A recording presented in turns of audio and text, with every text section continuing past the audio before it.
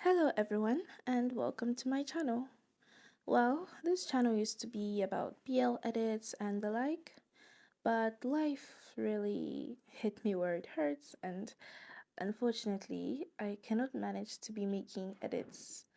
And since I'm already a beginner, I don't think I can even stand out.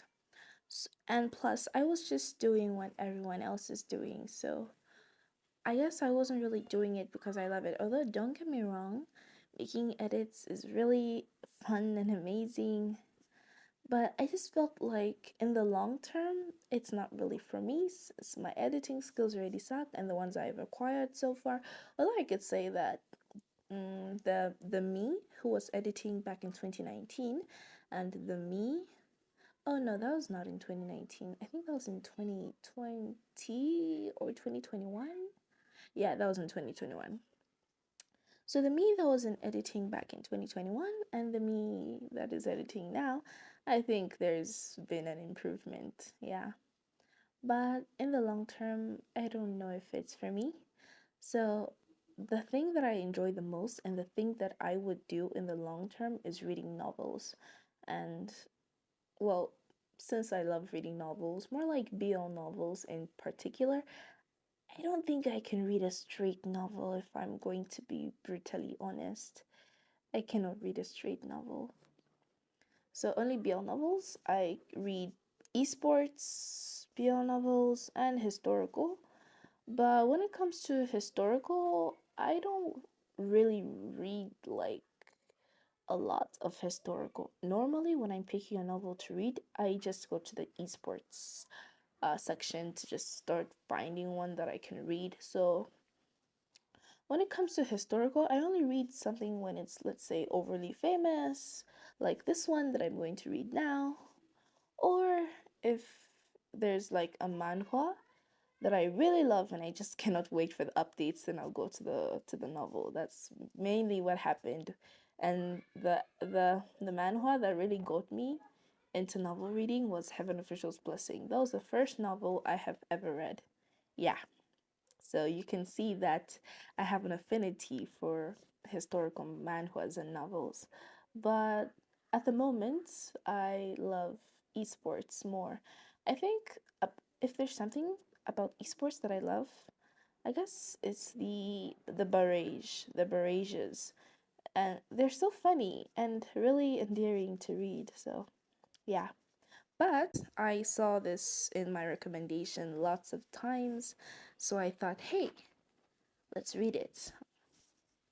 Because right now my school's on break, so until then, let me just read something before I get back into studying again. So, yeah, the name of this novel is Golden Terrace. We're going to read it, and it's really short. That's why I chose it. Because if I was to choose something that has like 240 something chapters or 350 chapters, I will not survive. I will not survive. So let's start with this one. It only has about 83 chapters, which is really short, in my opinion, since I've read. Oh, when Heaven Official's Blessing is your first novel, I guess you would see these novels that have like 80 something chapters, 100 chapters, you will see them to be really short. Yeah. So to me, if something has like 100 chapters, in fact, just 100 to 150, that's really short in my opinion. Because I've read like I've read Heaven Official's Blessing, and Husky really drained me. Like, it drained me, especially chapter 280. Was that chapter 280? I think it started from chapter 279 to chapter 282. I was just drained mentally, and my tear ducts were like dry. So, yeah, I cried a lot during those chapters. Anyway, enough talking. I'm just going to tell you that my channel is now a novel reading channel, so I will just be reading novels raw. Since I will not read the other novels that I've already read, because I feel lazy to read something twice. Words are already boring as it is, and reading them twice is just not really me. So you can have recommendations apart from like Erha and Heaven Official's Blessing, since those are like some of the historical ones that I've read. And esports, you can recommend me. You can also recommend me some esports. So I've read lots of esports, like the ones on novel updates, although not a lot, but yeah. Since I only got into novel reading, that was last year. Yeah, last year. I only started reading novels last year, so I wouldn't call myself a veteran or a person who's read lots of stuff.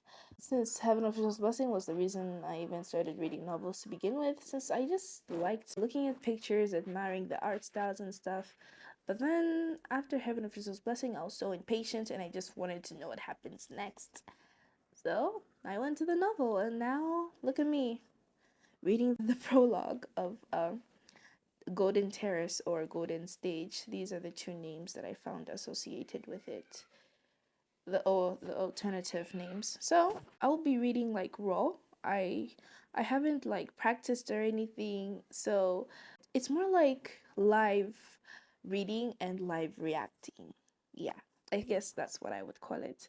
Since I don't really like practicing, like just not really in my thing. So I will be as unprofessional as they come. So if I make mistakes, you just have to let it slide because I am not practicing. Because I think a live review will be able to capture my emotions better than practicing. Because if I practice, I will know the words and I will react already the first time I read it. So it's better to read it the first time and react the first time otherwise than practice, because practice, I think my emotions will be staged and I don't want my emotions to be staged. So I've done a lot of talking, you must be tired of me.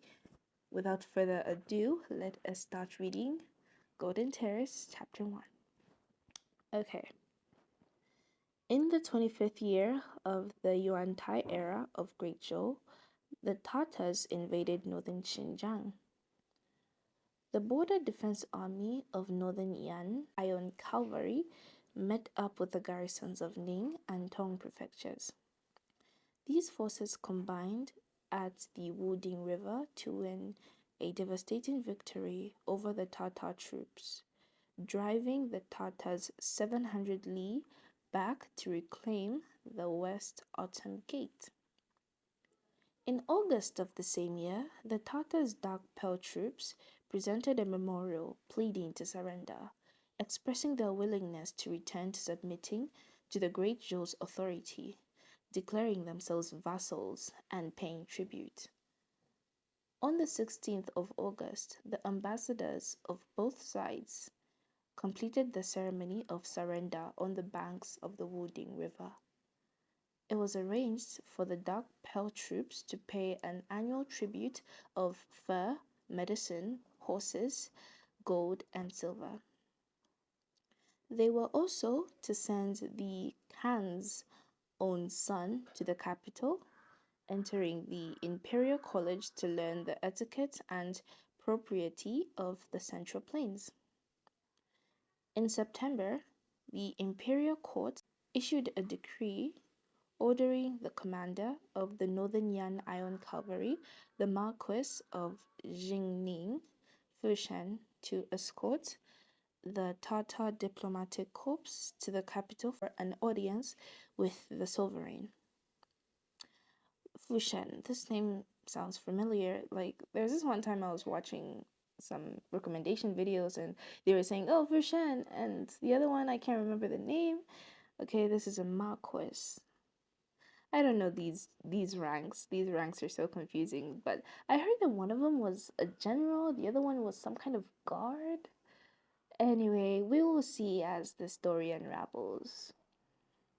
But I think this is one of the main characters since I've heard of his name. I've heard of the name Fushan. Must be. Anyway, maybe he must not be since he's like a marquis and that person was like a general and stuff. Anyway, so, with the war stable at the moment and the Dark Pearl troops having retreated back outside the gate, Fushan had no worries for the time being. He therefore ordered his subordinate, Yuan Huan, oh my gosh, please forgive me for my pronunciations. Chinese is hard.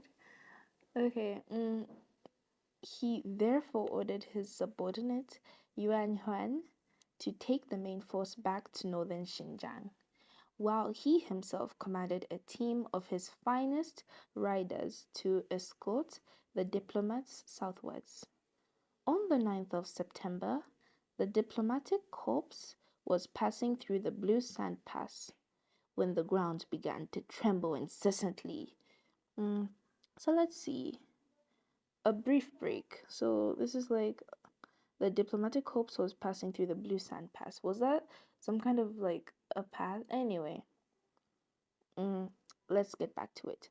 The mountain walls on both sides collapsed with a loud crash, gravel and rocks falling like rain, scaring the horses to bolt wildly. In the haste, the carriage of the young Tartar prince could not dodge in time and was actually smashed open directly by a boulder falling from the sky.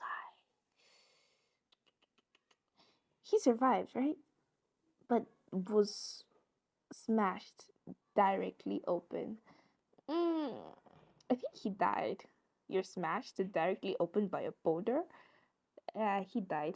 Rest in peace, Tata Prince. Tata Prince. Tata. Anyway, uh, the terrain of the Blue Sand Pass was narrow and precipitous, but given its location within the Great Zhou's territory, it had always been peaceful. Reasonably speaking, no ambush should have taken place there. Yeah, it was planned, Fushan. It was planned. Don't waste your brain cells. Fushan had continuously been on guard and taken extensive precautions this entire way, but he could never have imagined such an unexpected disaster of a landslide right at the threshold of his own home.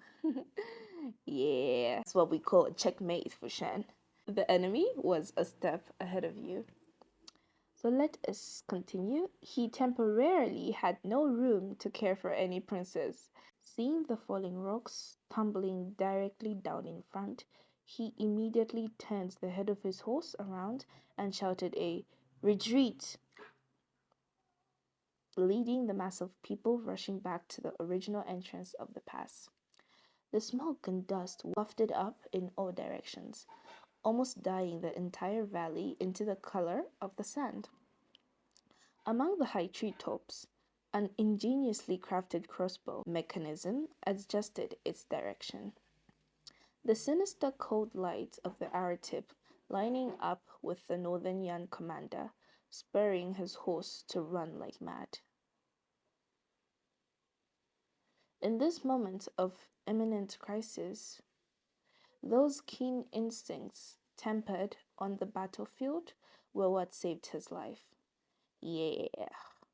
Wait, he's also on the battlefield. So that means, oh, maybe a Marquis.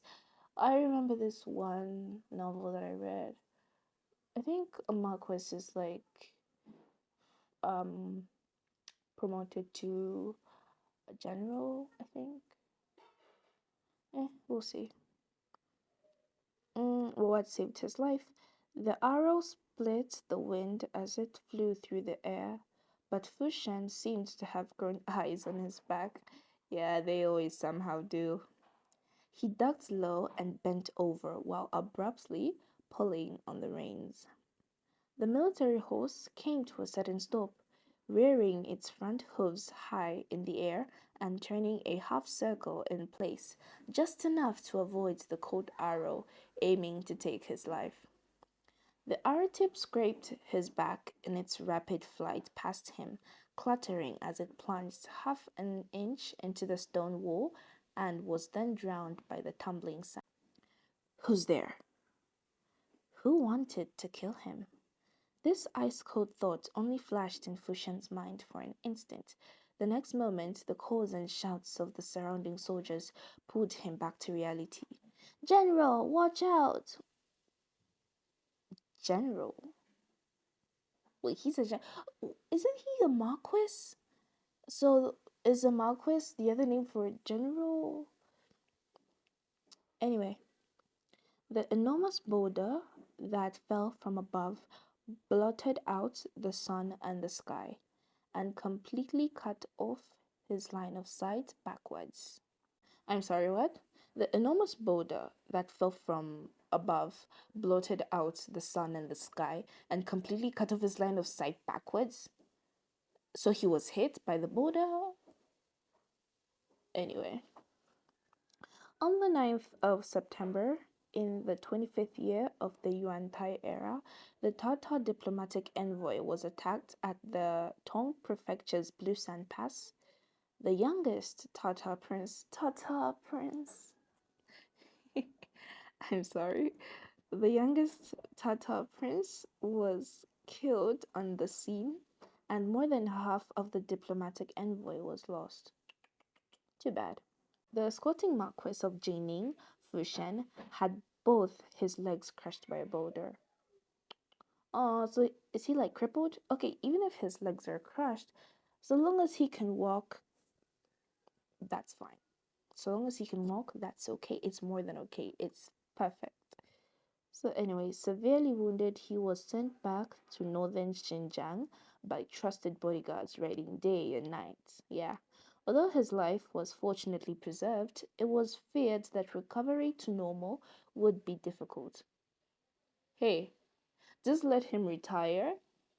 Yeah, let him retire, but just keep his status and keep paying him. Yeah, keep paying him, and so long as he can walk and run a little, that's more than fine.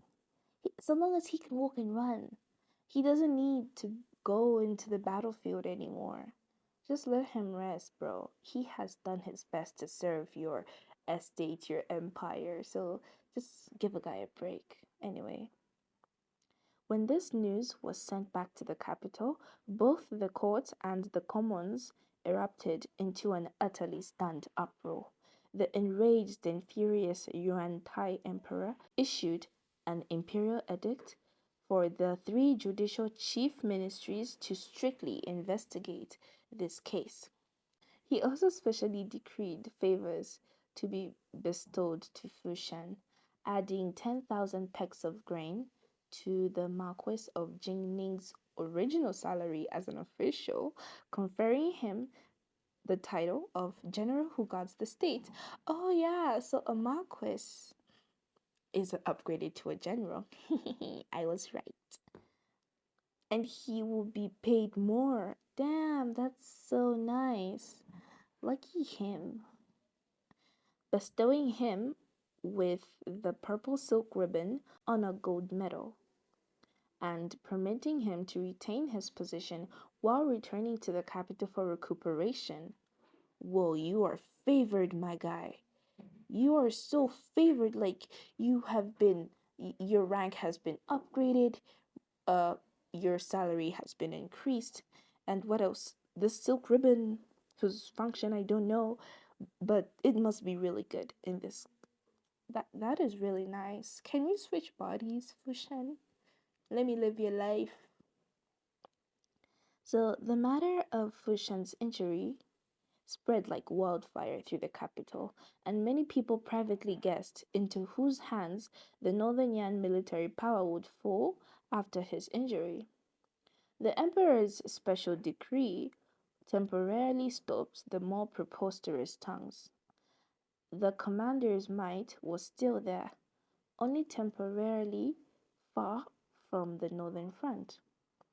If General Fu was wise enough to recognize reality, he would hear these sweet songs and know the deeper kind thoughts behind them. After returning to the capital, he would abdicate and relinquish his post to someone with better qualifications. Upon returning military power to His Majesty, he would be able to exchange his legs for a lifetime of glory, splendor, wealth, and rank. From this point of view, His Majesty did not just give preferential treatment to those who had contributed outstanding service. His actions were magnanimous enough that they could even be called doing everything possible to help. Yeah, it must be nice to be favored like that. The Marquis of Jingning and the Northern Yan army, at the center of these rumors, received this decree, yet showed absolutely no movement. Only at the end of September did Fushan send a folded booklet letter detailing the handover arrangements for the military affairs of the garrison troops in the north and asking the emperor for permission to quit his position and recuperate. Quit? Why are you quitting, bro? You have been given so many favors. Anyway, I'm sure you want to be an upright man. Yeah, that doesn't exist in the 21st century. When you are given a promotion, especially when you are hurt and can no longer recover to normal, you gotta accept it. Anyway, I don't know your reasons for it, but the author will explain. This letter enabled the Yuan Tai emperor to let out a breath of relief. Why? Following the usual rules to reject Fushan's resignation. So basically, you are rejecting his resignation and allow him to return to the capital from northern Xinjiang. Why, Emperor? This Fushan must be really important to you, huh? Anyways, numerous people in the capital counted the days on their fingers, raising their heads in anticipation to see what has become of the famous Marquis of Jingning. Thousands of miles away, below a twilight sky, a small carriage, surrounded by escorting bodyguards, left the closely guarded Yan prefecture city and sped towards the capital. Okay, that's the end of chapter 1 since I can see the footnotes here. That's the end of chapter 1. Thank you so much for reading with me. I know it was pretty chaotic, but just get used to it. This is how I'm going to be with you. So I'm just going to be real here. I don't want to practice anything. The reactions, the questions, they have to be real. So yeah, that's the end of chapter 1. Thank you so much, and please follow me as we dive into these chapters of Golden Terrace. Yeah, we will read them together. Thank you.